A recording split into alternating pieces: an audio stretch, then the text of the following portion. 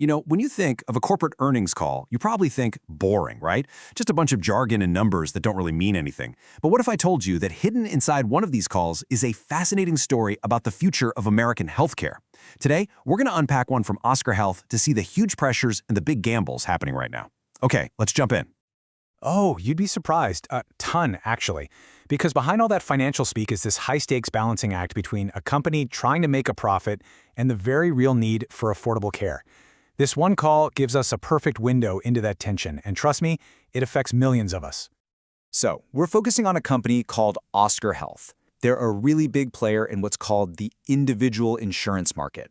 Now, this isn't the kind of insurance you get from a big corporate job. This is for the freelancers, the gig workers, the small business owners, basically people who are out there on their own. And you won't believe how many people are in this exact same boat. Yeah, you heard that right. 22 million. We're talking about the people who, as Oscar's own CEO said, power our economy. So this isn't some small niche market. It is a massive, critical piece of the entire American healthcare puzzle. All right, so let's get into the nitty-gritty. How is Oscar actually doing financially? The third quarter earnings call is where we get the raw data, so let's take a look at the company's vital signs. Okay, first up, the top line number, revenue. Oscar brought in a whopping $3 billion in just 3 months. That's a 23% jump from the year before.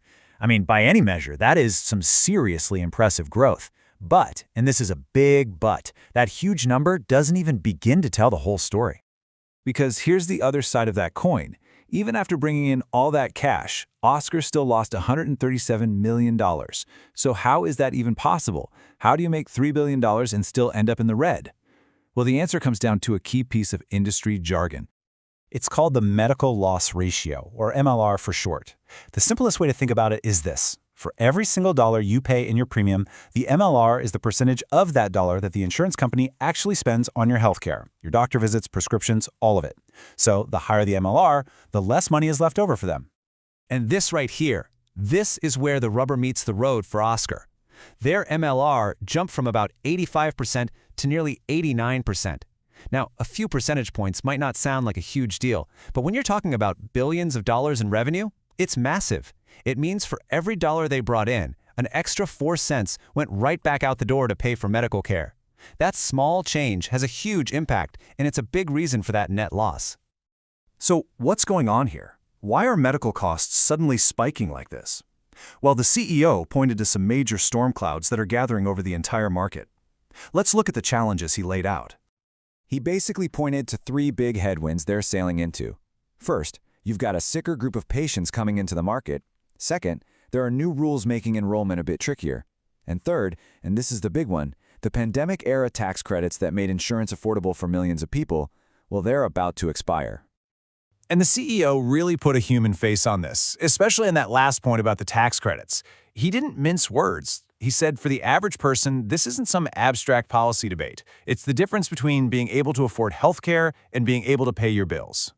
And this is just a perfect illustration of what he's talking about. It's not abstract at all. He gave an example of a farmer making $60,000 a year.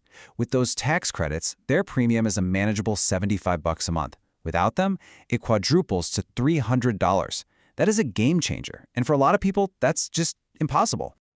Okay, so things look pretty tough, right? Sicker patients, expiring credits. So what's the plan? You can't just sit back and hope things get better. The earnings call laid out Oscar's specific playbook for trying to navigate this storm and hopefully get back to making a profit. Well, they broke it down into a pretty clear 3-part strategy. First, get your pricing right. Second, you have to create new, innovative products that people actually need. And third, you lean hard into technology, specifically AI. All right, part 1, pricing. And buckle up for this one. To deal with those rising medical costs, Oscar's taking a very direct approach. They're raising rates by an average of 28%. That is a huge increase, and it's their main line of defense. But it's also a massive gamble.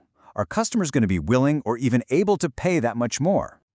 Okay, so you can't just raise prices. You also have to innovate. And this is where it gets pretty interesting. Instead of these generic one-size-fits-all plans, they're getting specific. Take Hello Minnow, a plan designed just for the 5.4 million women over 45 in this market, offering specialized care for the menopause experience. It's a really smart move to build loyalty with a big, underserved group. And it's not just about creating new plans from scratch. They're also thinking outside the box with partnerships. In Iowa, they've teamed up with a supermarket chain, Hy-Vee, on a plan that literally rewards you for buying healthy food. Imagine getting a discount for buying apples and kale. Pretty clever, right? It's about weaving healthcare into daily life. And the third piece of the puzzle, and maybe the biggest bet of all, is technology. They're going all in on an AI agent they call Oswald. The idea is that it connects to all your health data and helps you understand symptoms, manage your prescriptions, and even ask your doctor better questions. It's like having a doctor's assistant in your pocket 24/7.